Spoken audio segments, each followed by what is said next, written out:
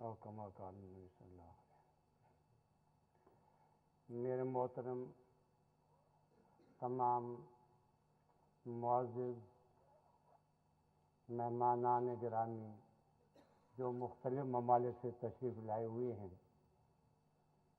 میں تہہ دل سے ان کا یہاں تشریف لانے پر شکریہ بھی ادا کرتا ہوں اور دعا بھی کرتا ہوں کہ جس خلوص و نیت سے آپ امن کے لیے آپ نے سفر کیا ہے، اللہ تعالیٰ آپ کے اس سفر کی بدولت، اس سفر کے وسیلہ سے اللہ تعالیٰ ساری دنیا پر امن کو قائم فرما دیں۔ بیٹا تو میرا ہے اعلان کرنے والا، لیکن باپ کے لیے پابندی بڑی سخت لگا دی کہ 10 منٹ سے آگے کچھ نہیں کہنا۔ تو میں آپ سے عرض یہ کروں گا کہ بات کہنے کی بہت کچھ کہا جا چکا ہے۔ یہ ایک واضح بات ہے کہ دنیا میں کوئی بھی ایسا دنیا پر وجود مذہب کے انداز میں آج تک دنیا میں نہیں آیا جس کی بنیاد انسانوں کو تکلیف دینا ہو، انسانوں کو پریشان کرنا ہو، وہ مذہب آسمانی ہوں یا وہ مذہب ایسے ہوں جو دنیا پر مختلف شکلوں میں موجود ہیں۔ مثال کے طور پر بدھ مت ہے، ہندو ہے، سکھ ہے، اسی طرح کے اور، لیکن آپ یقین کریں کہ آج تک دنیا میں کوئی ایسا مذہب دنیا میں وجود میں نہیں آیا جس کی بنیاد تشدد ہو اور انسانوں کو تکلیف دینا ہو۔ اور خاص طور پر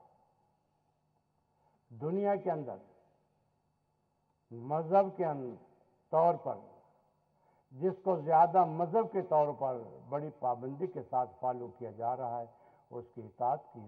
کی جا رہی ہے، وہ مذہب اسلام ہے۔ اور ہمارے جناب حضرت محمد رسول اللہ صلی اللہ علیہ وسلم نے اپنے ہر کلمہ پڑھنے والے کے ہاتھ بھی اور زبان بھی ان کو مقید کر دیا ہے کہ جب تم نے کلمہ پڑھا ہے لا الہ الا اللہ محمد رسول اللہ اور تم مسلمان ہو گئے اور میری امت میں داخل ہو گئے، اب تم اپنے کامل ایمان کی حفاظت، اور کامل ایمان تمہارا تبھی ہے جب تمہارے ہاتھ اور تمہاری زبان دوسرے انسانوں کے ظلم سے رک جائے۔ نبی کریم صلی اللہ علیہ وسلم نے اپنے ہر امتی کے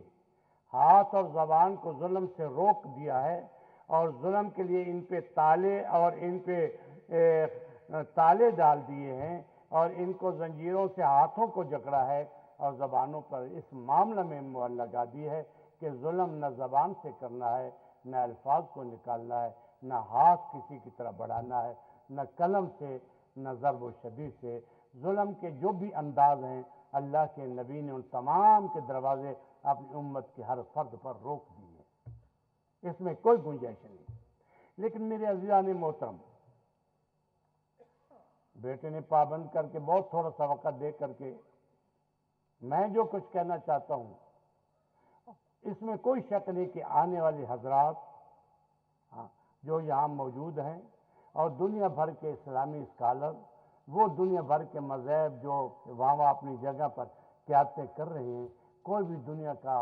مذہب اور دنیا کی قیادتیں کرنے والی شخصیات بد امنی کو، تشدد کو، ظلم کو، زیادتی کو نہیں چاہتا، اور کل سے یہی بات کہی جا رہی ہے کہ دنیا میں امن قائم کیا جائے۔ مذہب کا بہت حوالہ دیا جا رہا ہے، میں آپ کی توجہ ایک خاص بات کی طرف دلانا چاہتا ہوں۔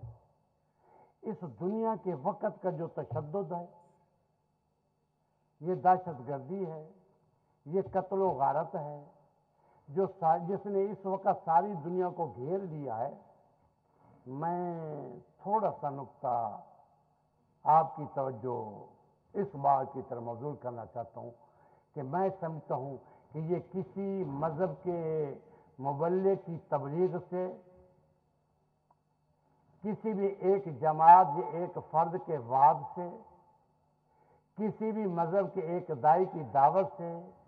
یہ ساری دنیا پر اس وقت جو تشدد پھیلا ہے، یہ کسی مذہب کے داعی کی دعوت سے اور کسی عالم دین کی تقریر سے یا کسی اور قوم کے کسی کے اکسانے سے، اس کا تعلق جو اس وقت دنیا میں شد و مد ہے، اس کی پیدائش جہاں سے ہوئی ہے تخلیق جو اس دور میں ہوا ہے، جس نے ساری دنیا کو اس وقت لے رکھا ہے، یہ کسی بھی مذہب کے داعی کی دعوت نہیں اور کسی مبلغ کی آواز اور تقریر کا اثر نہیں ہے۔ اور اتنا یہ بھی یقینی بات ہے کہ دنیا میں کوئی بھی ایسا مبلغ نہیں کہ جس کے اندر اس قسم کے افراد اس کی ایک دعوت پر اس طرح پیدا ہو جائیں۔ تو میں یہ عرض کرنا چاہتا ہوں، دراصل اس کی وجوہات، یہ پیدائش جو ہے سن 1979 کے اندر، سوویت یونین نے افغانستان میں آنے کی جو غلطی کی، آ کر کے افغانستان میں بیٹھا اور اس کے نکالنے کے لیے جو جنگیں ہوئی، کیونکہ یقینی بات ہے کہ وہ ایک ملک میں بیٹھ گیا، آ کے ناجائز قبضہ کر کے بیٹھ گیا، آ کے وہاں کے لوگوں میں آ کے مداخلت شروع کی، ایک پارٹی ایک جماعت کو مسلط کرنے کی کوشش کی، لوگ تنگ ہوئے، دوسرے لوگ نکلے اور پھر ایک جنگ کی صورت دوسری اختیار کر دی۔ لیکن اب غلطی کہاں ہوئی؟ میں یہ کہوں گا، اس وقت کی دہشت گردی جو شام کی صورت میں دیکھی جا رہی ہے یا پاکستان میں دیکھی جا رہی ہے، میرے عزیزان محترم، اس کا تعلق دعوت و تبلیغ، مذہب کی تبلیغ، کسی بھی انسان کی دعوت سے نہیں ہے، بلکہ مجموعی طور پر تمام قوموں کی ایک غلطی سے ہے، جو قوموں نے ایک غلطی کی ہے۔ وہ غلطی کیا ہے اس کی نشاندہی کرتا ہوں۔ یہ تو صحیح تھا کہ سوویت یونین نے جو غلطی کی، آ کر کے ایک ملک پہ اوپر قبضہ یعنی گویا قبضہ ہی سمجھی، اور دوسرے اچھی قوتیں، اچھی طاقتیں، اچھی سوچ رکھنے والی وہ آگے بڑھی، اس سوویت یونین کے جو ظالمانہ اقدام تھا اسے نجات دلانے کے لیے بہت سی قوموں نے مل کر کے جنگ کی، جس سے اس کو پھر واپس جانا پڑا۔ لیکن جس ملک کے اندر جنگ ہوئی، اس ملک کو ٹھیس و نیس اس جنگ نے کر دیا، اس کی کوئی چیز باقی نہ رہی، نہ رہنے کی، نہ کھانے کی، نہ پینے کی، نہ تعلیم کی، یعنی کوئی ان کا اسٹرکچر، کوئی ان کی چیز باقی نہیں تھی۔ اب تقاضا اس بات کا تھا اس جنگ کے بعد اس ملک کو سیٹ اپ کیا جاتا، اس کی تعلیم کو، اس کی رہائش کو،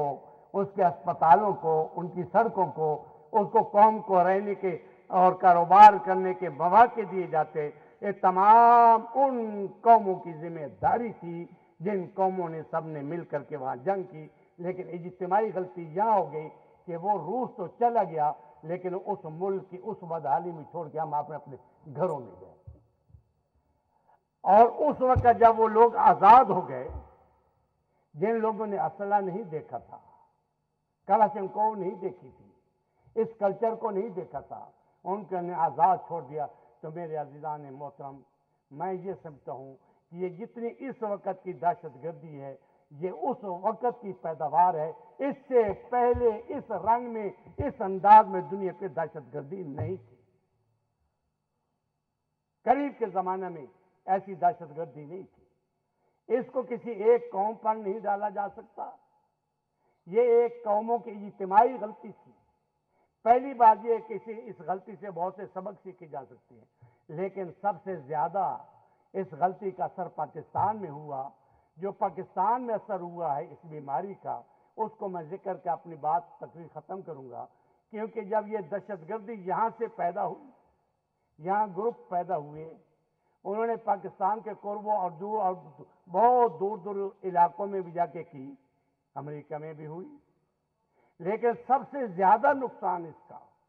پاکستان کے ہوا دو وجہ سے۔ ایک تو پاکستان اس ملک کے قریب میں تھا جہاں سے یہ ابتدا ہوئی، دوسرا یہ کہ پاکستان کا اس میں رول بھی اہم تھا، پاکستان کا کردار بھی اس جنگ میں اہم تھا جس میں سب قوموں نے مل کے کیا۔ اس کی سزا پاکستان میں یہ ملی۔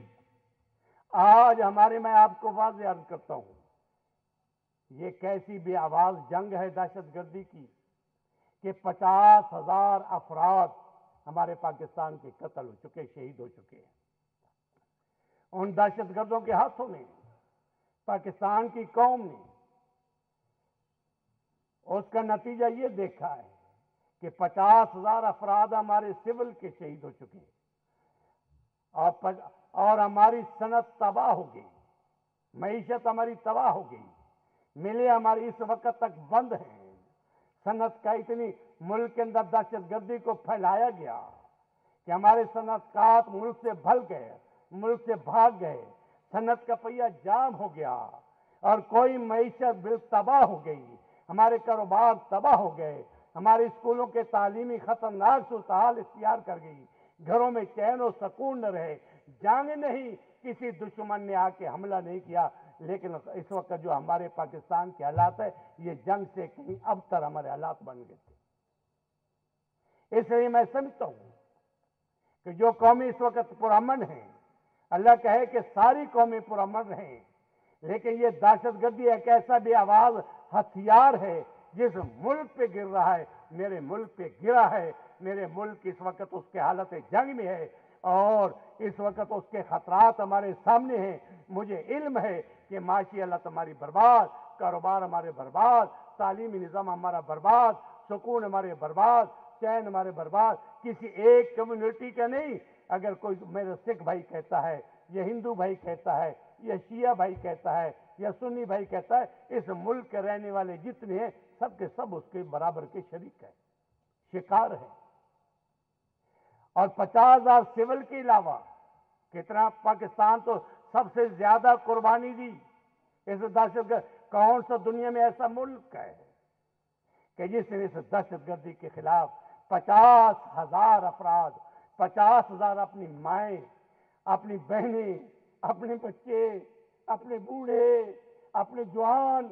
50,000 افراد شہید کرائے ہوں اس دہشت گردی کو ختم کرنے کے لیے۔ یہ پاکستان کی تاریخ ہے، یہ پاکستان کی قوم ہے، اور تاریخ کے اندر لکھا جائے گا کہ دہشت گردی کے خلاف سب سے زیادہ قربانی دینے والا ملک پاکستان تھا، جس نے ساری دنیا کا امن میں آگے بڑھ کے قدم اٹھایا، اس دہشت گردی کے ختم کرنے کے لیے اقدامات کیے۔ اور میں یہ بھی کہوں گا کہ 10,000 ہمارے جب سے ہماری حکومتیں کوشش کرتی رہی، یہ میں اس لیے کہہ رہا ہوں، پرامن قوموں کو پیغام دے رہا ہوں۔ ایک بات میں آخر میں کہنا چاہتا ہوں، یہ پرامن قوموں کے ساتھ واضح ہے، وہ سنیں غور سے، کہ جب ہماری حکومتوں نے مسلسل ان دہشت گردوں کے سامنے مقابلہ کیا، 10 سال سے کر رہے ہیں، اس سے بھی زیادہ عرصہ، ہماری سول سروس، سول سیکورٹیاں ناکام ہو گئی۔ اس کو آپ گوریلا جنگ کہہ سکتے ہیں۔ کوئی پتہ نہیں کہ کہاں سے دہشت گرد نکل کے آ کے حملہ کر دے، اس سے مقابلہ آسان نہیں ہے۔ کہنا آسان ہے اس سے مقابلہ کرنا، لیکن مقابلہ کرنا یہ ایک گوریلا جنگ ہے، بڑی دردناک جنگ ہے یہ۔ میں ان آنکھوں سے دیکھ رہا ہوں، میں ان آنکھوں سے اپنی مائیں اور بہنیں اور بیٹیوں کے سینکڑوں کی تعداد میں ایک ایک وقت کی لاشیں دیکھ رہا ہوں۔ اور دیکھیے، جب سول سیکورٹی ہماری محفوظ کامیاب نہ رہی اور موجودہ حکومت نواز شریف کی بالکل اس میں مخلص ہے کہ دہشت گردی کو ختم ہو، اس نے پاکستان کی مضبوط ترین افواج، اس میں کوئی شک نہیں، کوئی شبہ نہیں کہ مسلم کمیونٹی میں ترکی اور پاکستان کی افواجیں مضبوط تر افواج ہیں۔ پاکستان اپنے ملک کی دفاعی، اپنے ملک کی قوت فوج کو درخواست کی اور کہا کہ اب آپ آئیں۔ اس وقت کے chief of army staff general Raheel Sharif نے کہا کوئی بات نہیں، انہوں نے ضرب آپریشن شروع کیا، لیکن پاکستان کی فوج کے سامنے پھر یہ دہشت گرد اس طرح اڑتے ہوئے نظر آئے ان کی جانیں، جس طرح کے ہوا میں ان کی گردنیں ہوا میں اڑتے نظر آئیں، جس طرح کے ہوا میں ایک کپاس کے پنبے اڑتے ہیں۔ اب فوج نے، اب میں بات یہاں ختم کر رہا ہوں، فوج نے پاکستان کے ملک میں دہشت گردی کو ختم کر دیا ہے، ان کے ٹھکانے ختم، چاہے پہاڑوں میں تھے، چاہے چھپے ہوئے زیر زمین تھے۔ اب پاکستان میں دہشت گردی اپنے انتہائی مقام کو پہنچ چکی ہے، فوج اس کا صفایا کر چکی ہے، पाकिस्तान अब इंतहाई उस मकाम के आगे पहुंचा है। इंशाअल्लाह चंद माह की बात है कि चंद माह के बाद पाकिस्तान में दहशतगर्दी का नामो निशान ही होगा। लेकिन जो पाकिस्तान ने कड़वे घूंट भरे हैं, इसके असरात हम पर काफी देर तक रहेंगे, क्योंकि हमारे नुकसानात मुल्क का इतना हो चुका है। लेकिन इस जगह पर मैं अपने फौज पाकिस्तान और चीफ ऑफ आर्मी स्टाफ को खराज तासीन पेश करता हूं। जिस तरीके से हमारी अफवाज पाकिस्तान इस गुरीला जंग से, ये दहशतगर्दी एक गुरीला जंग है, बड़ी मुश्किल जंग है, जिस तरह इस गुरीला जंग से अफवाज पाकिस्तान नबुर्द आजमा होकर के उनका कला कमा कर रही है, मैं अपने चीफ ऑफ आर्मी स्टाफ, अपनी फौज के हर जवान को खराज तासीन पेश करता हूं। और यह मेरी फौज पाकिस्तान फकत अपने पाकिस्तान के लिए नहीं, सारी दुनिया के लिए हमारे अफवाज पाकिस्तान के जवान कुर्बानी दे रहे हैं, ताकि यहाँ के उठे हुए कोई दहशतगर्द कोई बाहर न पहुंचे, ताकि किसी और को नुकसान न पहुंचाए। क्योंकि आज दहशतगर्दी जरासीम की शक्ल इख्तियार कर चुकी है कि एक मुल्क की बीमारी जरासीम की तरह ये दूसरी जगह में जैसा पहुंचे, ये दहशतगर्दी इसी तरह पहुंच रही है। ये हमारी कुर्बानी हमारे लिए नहीं है। और ये भी कौमों से मेरा सवाल है कि जिस कौम ने सबसे ज्यादा, और दूसरी बात ये है कि मजहब भी दहशतगर्दी हैं, लेकिन कहीं इससे ज्यादा अब ये जो दहशतगर्दी का, ये इंतहा पसंदी का, ये तो खामोश बेआवाज हथियार की सूरत इख्तियार कर चुका है कि जो कौम किसी कौम के खिलाफ हो, जो मुआशरा किसी मुआशरे के खिलाफ हो, दो चार आदमी बेआवाज उठकर उसके खिलाफ कर दे, सारी दूसरी कौम के मुआशरे के अंदर वो दुश्मनी पैदा कर देते हैं। ये दहशतगर्द इस वक्त की दहशतगर्दी जो इसने सारी दुनिया पे खौफ और राज फैलाया है, इनका मैन न तो इनका कोई मजहब है, न किसी मजहब से मोहब्बत है, न इनको किसी कौम से मोहब्बत है, न इनको किसी वतन से मोहब्बत है, न इनको किसी जबान से मोहब्बत है। ये फसादी हैं, फितना है, ये शैतानी कुव्वत के पैदावार हैं, ये इनके शैतानी तखय्युलात हैं। ये इस वक्त हमारी ये खूबसूरत दुनिया बसी हुई है कि एक मुआशरे का दूसरे मुआशरे से तल्लक है। एक दिन में लाखों अफराद एक दूसरे के मुल्क में सफर कर रहे हैं, आ रहे हैं, मिल रहे हैं, जुड़ रहे हैं, एक दूसरे से तिजारतें कर रहे हैं। दुनिया के इंसानों ने इल्म पे मेहनत करके, साइंस के जरिए से, इजादात से इस फैली हुई दुनिया को एक वलिज सारे सफर की मसाफतें खत्म करके एक छोटी सी बस्ती की मानद बनाया है। उसे एक बस्ती की मानद बन गई, आने जाने में इतनी सहूलतें पैदा हो गई कि मशरिक इंसान मगरिब में कई घंटों में पहुंचता है। ये तमाम आमदोरफ्त, एक दूसरों की आमदोरफ्त, एक दूसरे के मुआशरे को समझने में, दोस्तियों में, मोहब्बत में, प्यार में जो मदद दे रही है, ये दहशतगर्द दुनिया के अपनी दहशतगर्दी करके एक मुल्क में दहशतगर्दी करेंगे, खौफ और राज सारा मुल्क में फैलेगा। ये दहशतगर्दी करके असल में किसी मजहब को तरवीज नहीं देने चाहते। जो आज तक दुनिया के इंसानों की इल्मी मेहनत हुई है, इजादात हुई हैं, ये जो एक खूबसूरत दुनिया बनी है, ये इसको बर्बाद करके, गलत फहमी पैदा करके, हर माशरे को अलग-अलग करके अपने अपने मुल्कों में माशरतों को तंग करना चाहते हैं, ताकि कोई मुआशरे के अफराद दूसरे अफराद को न मिल सके, कोई मुआशरे के अफराद दूसरे मुआशरे के अफराद पर एतमाद न कर सके, अमन न करके, मुख्तलिफ अक़दामात करके, कौमों में दुश्मनी पैदा करके ये एक वलीज बना है और खूबसूरत दुनिया है, इत्मीनान और सुकून, ये रोशन की दुनिया है। ये सब इंसानों के लिए दहशतगर्द खत्म करना चाहते हैं। जिस तरह मैं समझता हूं एक इज्तिमाई कौमों से गलती की पैदावार है, ये ठीक है, मजहबी दहशतगर्दी भी है, अब उसकी वजह से ये उस छतरी के नीचे आ गई है। लेकिन दरअसल वजह जिस तरह ये इज्तिमाई कौमों की गलती की वजह से ये दहशतगर्दी पैदा हुई है, अब सब कौमों की जिम्मेदारी है कि मिलकर इसका मुकाबला करें, ताकि किसी एक गलती की वजह से उस रहने वाले मुल्क में, ये कई मुल्क में अल्लाह करे इनको अल्लाह तौफीक न दे, जिस तरह इन्होंने पेरिस में हाल ही में ایک دہشت گردی کے